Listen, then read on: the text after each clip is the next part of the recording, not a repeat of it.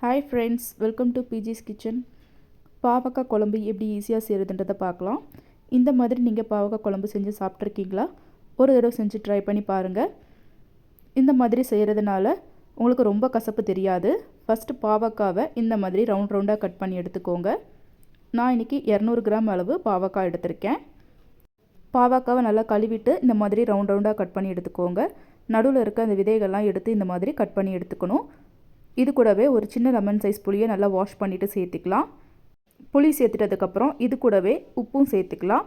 1/2 spoon அளவு நான் உப்பு சேர்த்துக்கிறேன். உப்பு சேர்த்துட்டதுக்கப்புறம் இது கூடவே 1/2 ஸ்பூன் அளவு மஞ்சத்தூள் சேர்த்துக்கோங்க. இந்த மாதிரி பாவக்காய் குழம்போட செஞ்சு ட்ரை பண்ணி பாருங்கள். ரொம்ப கசப்பு இல்லாமல் குழந்தைங்களும் விரும்பி சாப்பிடுவாங்க. மஞ்சத்தூள் சேர்த்துட்டதுக்கப்புறம் பாவக்காய் முங்குற அளவுக்கு தண்ணி சேர்த்துக்கோங்க. தண்ணி சேர்த்துட்டு இதை ஒரு 5 நிமிஷம் நம்ம நல்லா கொதிக்க விட்டுறணும். பாவக்காவை அரை வேக்காடு வேக வச்சு எடுத்துக்கணும். எல்லாம் சேர்த்துட்டதுக்கப்புறம் ஒரு தடவை கலந்து விட்டுக்கலாம். கலந்து விட்டுட்டு மீடியம் ஃப்ளேமில் வச்சு ஒரு 5 நிமிஷம் நல்லா கொதிக்க விட்டுருங்க. நான் இதை க்ளோஸ் பண்ணி வச்சிடுறேன். நான் இன்றைக்கி பாவக்காய் புளிக்குழம்பு செய்கிறதுக்கு ஒரு சின்ன லெமன் சைஸ் புளியை வாஷ் பண்ணிவிட்டு தண்ணி ஊற்றி ஊற வச்சுக்கலாம்.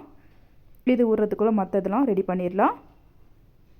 பாவக்காவையும் நல்லா வேக வச்சு எடுத்தாச்சு. நம்ம ஃபுல்லாக வேக வச்சு எடுத்துக்கூடாது, அரை வேக்காடு வேக வச்சு எடுத்துக்கோங்க. இது ஒரு பாத்திரத்தில் மாற்றிக்கோங்க.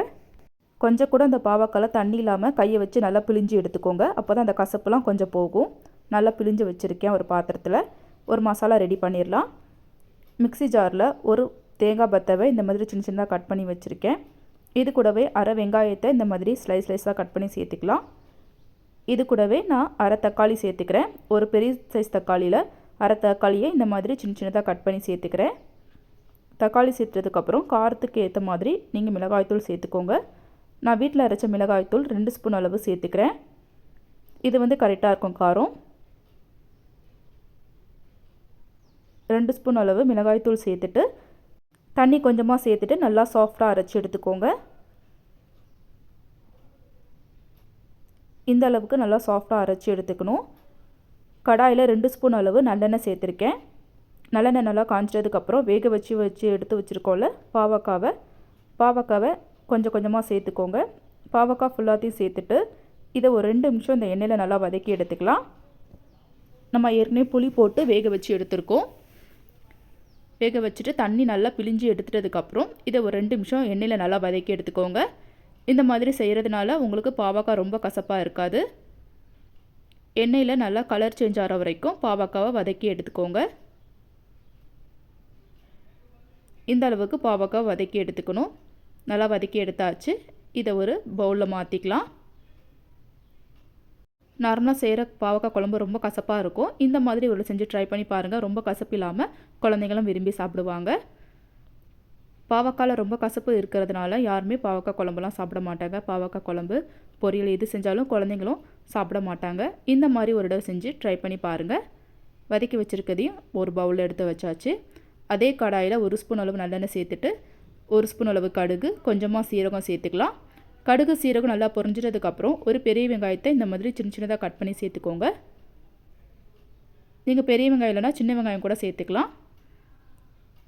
இது கூடவே கொஞ்சமாக கருவேப்பிலை சேர்த்துக்கலாம். மீடியம் ஃப்ளேமில் வச்சு வெங்காயம் நல்லா பொன்னிறம் வர வரைக்கும் வதக்கி எடுத்துக்கலாம்.